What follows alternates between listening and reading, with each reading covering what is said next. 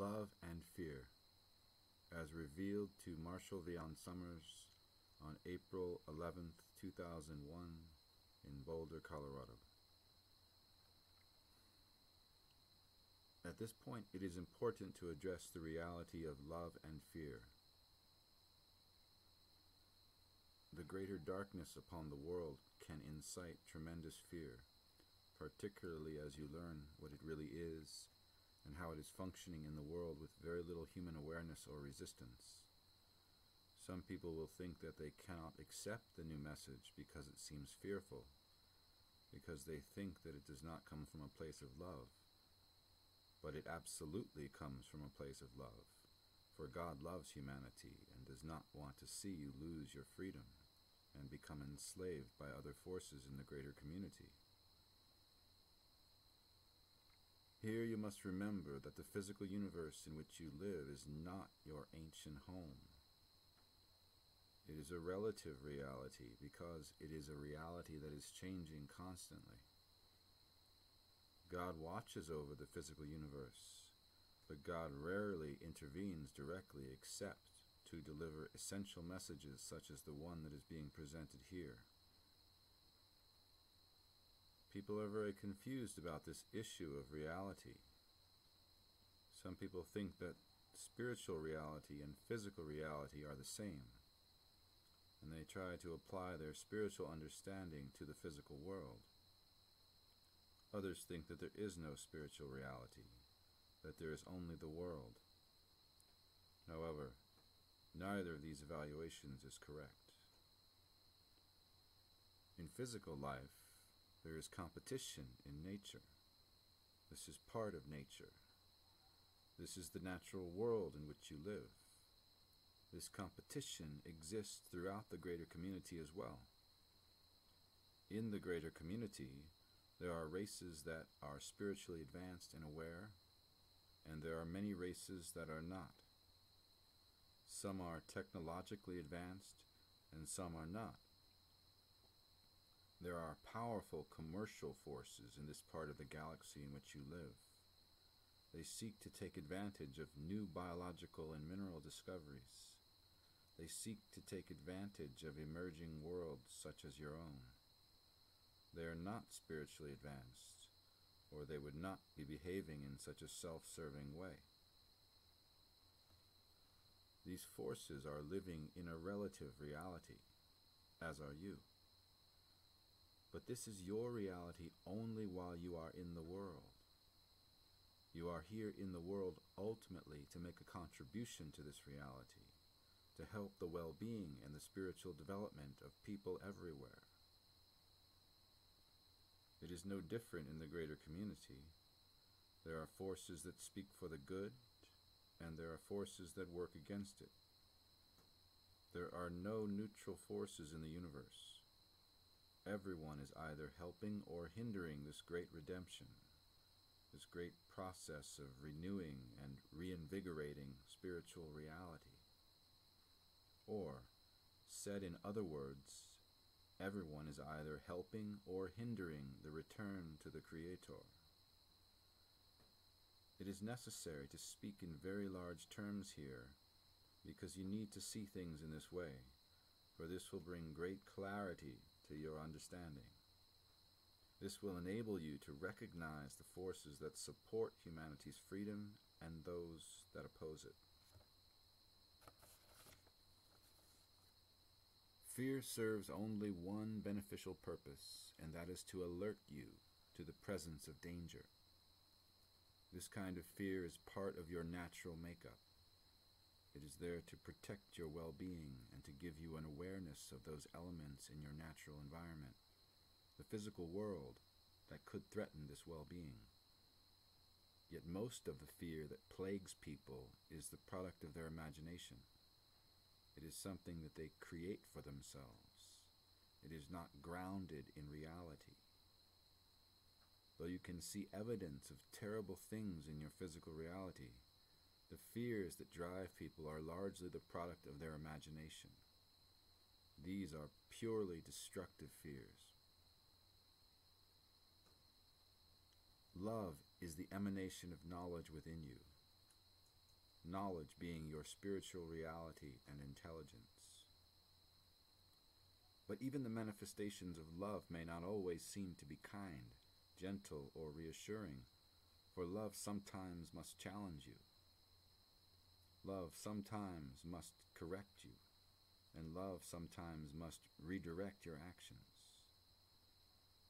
People have a very romantic view of love, but this is not really what love is.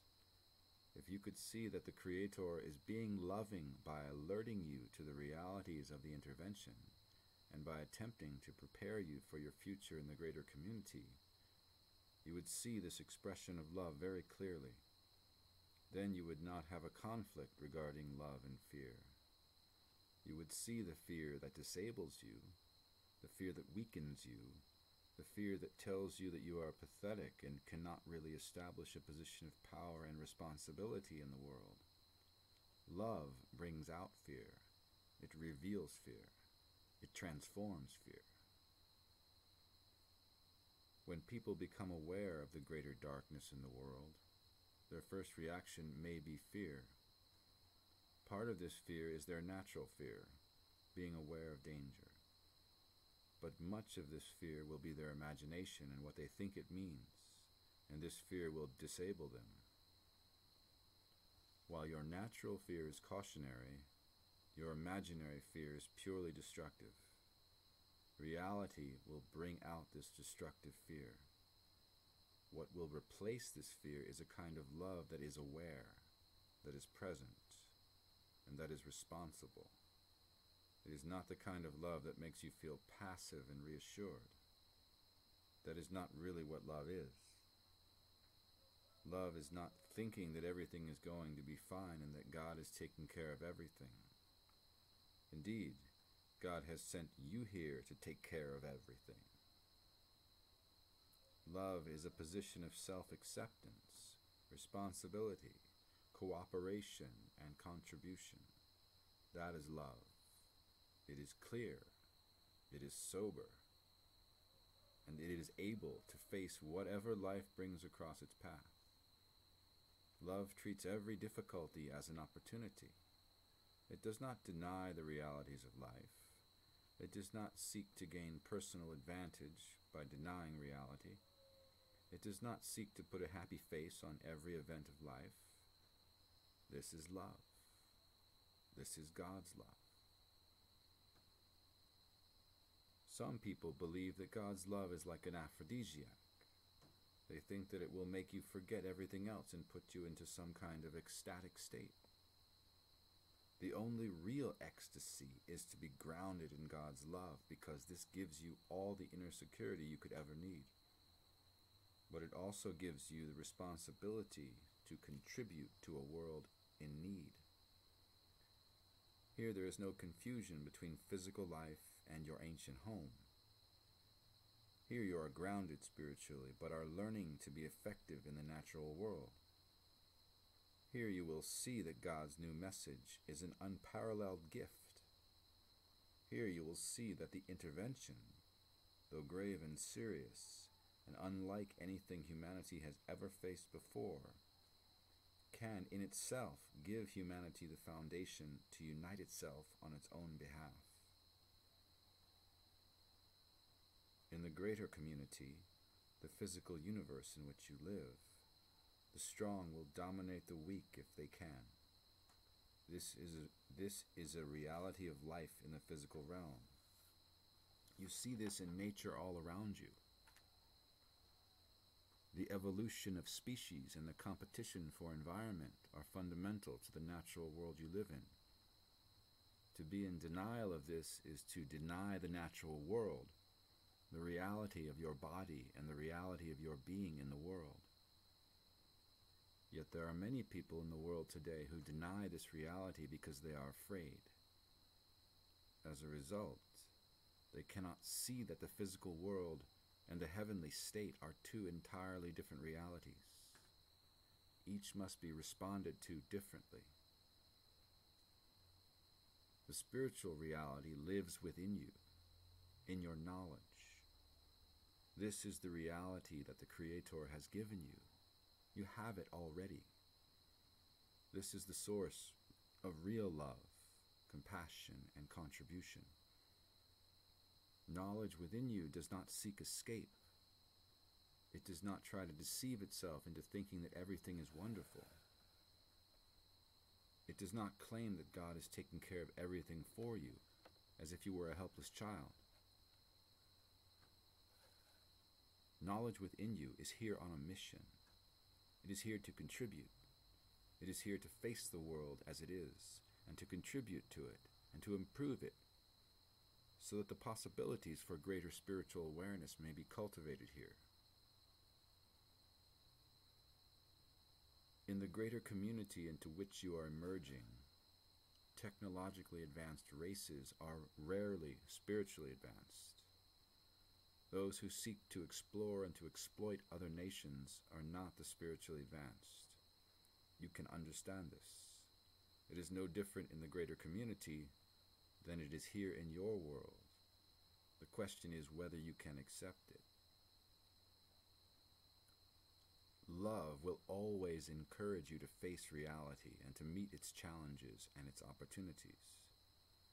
Fear will always take you away from reality because you are afraid for yourself, afraid your ideas may be wrong, afraid your security may be challenged, afraid that you will not know what to do, afraid that you will be helpless, afraid that you will be dominated, and afraid that you will fail. Love will take you to meet these challenges. Fear will take you away. Love will face the intervention. Fear will deny it. Love will receive the new message from God. Fear will dispute it. God must give you this real understanding of love and fear, or you will become very confused. Fear is always the basis of preference in these matters. You deny reality because you want something else. Perhaps you don't want your personal goals to be upset by the realities of life, so you will deny those realities. Perhaps you want the universe to be a place full of enlightened beings, so that you won't have to be challenged. Already the intervention that is in the world is preying upon these preferences and these fears, encouraging people to think that the intervention is here for their own good, if people are aware of it at all. There are people in the world today who are driven by fear, and they will naturally be receptive to such persuasion, for their own personal advantage, of course. Who in the world really wants an intervention? Most people do not want an intervention, but an intervention is what is happening. It is a reality of life. If you can face it, then love will become stronger. If you deny it, then fear will become stronger. God can only speak to that part of you that is capable of real love. The intervention can only speak to that part of you that is already afraid.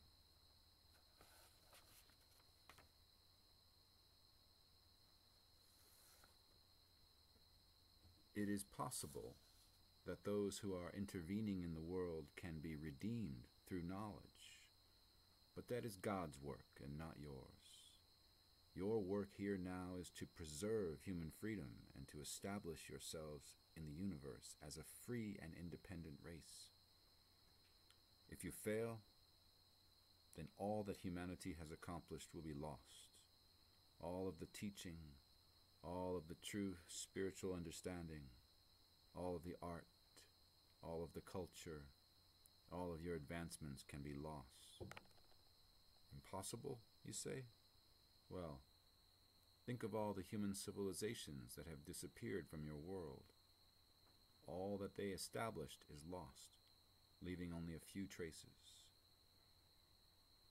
You have the possibility now to establish a greater foundation for humanity, a greater community understanding and awareness, a real unity and cooperation based upon real need and necessity. If you shrink from this, then you are following fear, If you shrink from this, then you are serving the intervention, either knowingly or unknowingly. Establishing this foundation is a great challenge. The problem is not that the truth is difficult to comprehend. The problem is, do people really want it? It is not that life is too difficult. The question is, can people face it, rise above it, and use it to gain greater maturity, greater equanimity, and greater power? The gift of God's new message is pure. Can it be purely received? That is the real question. The intervention itself is a gift in that it can unite humanity in its own defense. Yet it is only a gift if you can receive the new message from God, because you cannot prepare yourself for the intervention. From your vantage point, you cannot understand what life is like beyond your borders, what has prompted the intervention, how it is functioning, or the nature or organization of those who are generating it. For this, you need a greater awareness. You need a new message from God. Therefore, come to realize what love really is within you. Love affirms your strength, your integrity, your responsibility, your honor, your courage, and your contribution to others. It encourages selfless participation in the world. Love is the essence of your strength. It is not sentimental. It is not like the ridiculous romantic images that people have generated to describe it. It is not a source of personal avoidance or irresponsibility. What is fear? Fear is the belief that you are powerless and that you can do nothing. Fear is what prompts you to give yourself to your preferences and to your compulsions. Fear is what keeps you weak. Fear keeps you from responding to the real needs of the world and disables you from doing what you know you have to do for yourself. Fear prevents you from serving others in a real and genuine way. Both love and fear are pervasive within your world, but people are still confused. The intervention will speak to your fear. God's new message will speak to your love. Yet in order for you to see this, you must deeply consider these things. You must face the great challenge of your time and be willing to see the relevance of the answer that God has given. Being in the world, by its very nature, is a compromised state of awareness. Your personal self wants to survive. It is afraid of death and does not want to suffer. And yet you cannot destroy what God has created within you. You can lose sight of it. You can avoid it. You can deny it. You can believe it does not exist. But it is still real within you. It is permanent. It cannot be destroyed. It can only be rejected. And now it is being called for as never before.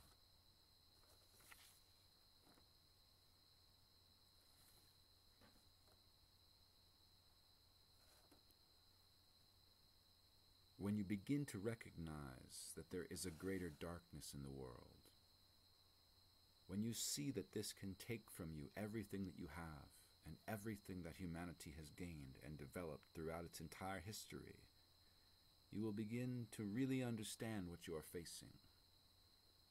Perhaps you will lose faith in yourself, thinking, what can I possibly do? It is already too late. It is not too late. If it were too late, God would not give a new message to the world. It would be over.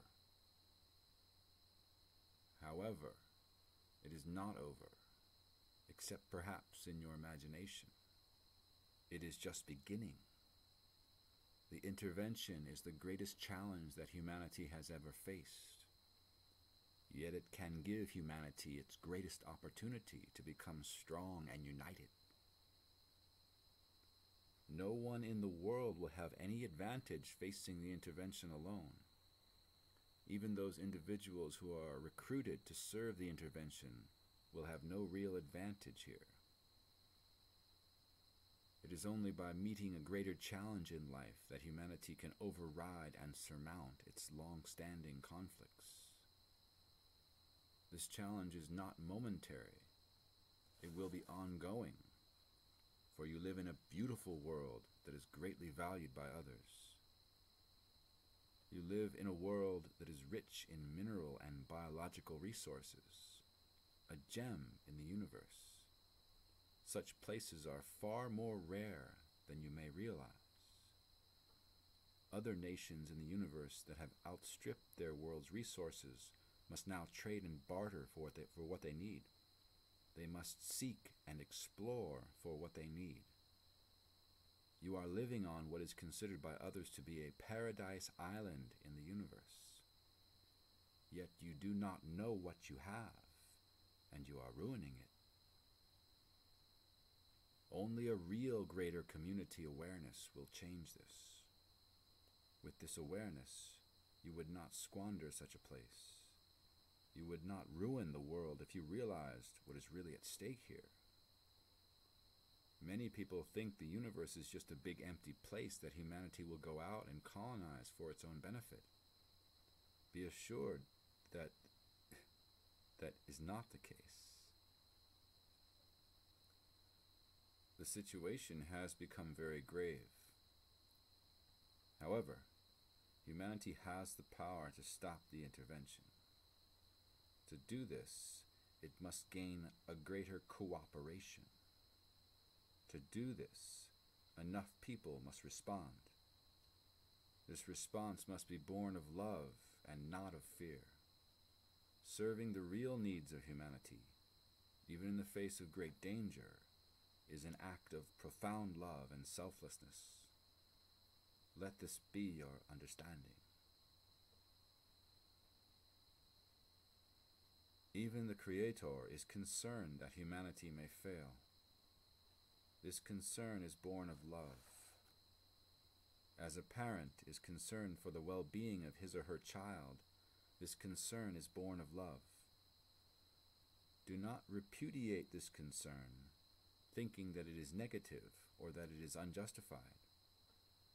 Indeed, the new message from God affirms that behind all of the manifestations of life in the physical universe, there is the great love and compassion of the Creator for what has been created. You cannot fully understand God's great love at the outset, for gaining this understanding represents a journey with many steps. You must begin from where you are. Here you are saved from your own personal predicament because God has given you a greater problem to address and a greater set of needs to meet within the world. Here you are saved from your hopeless attempt to fulfill yourself alone by being given something that can truly serve the world. There is no fulfillment in personal fulfillment. If you seek happiness only, you will compromise yourself and you will follow fear. You will deny reality and you will turn away from the great needs of the world that are calling for you. Even the great needs that you are meant to serve, that you are sent here to serve, you will deny in order to try to fulfill your own agenda. You may try to fulfill what you think you want, but your heart will only be fulfilled by doing what you came here to do.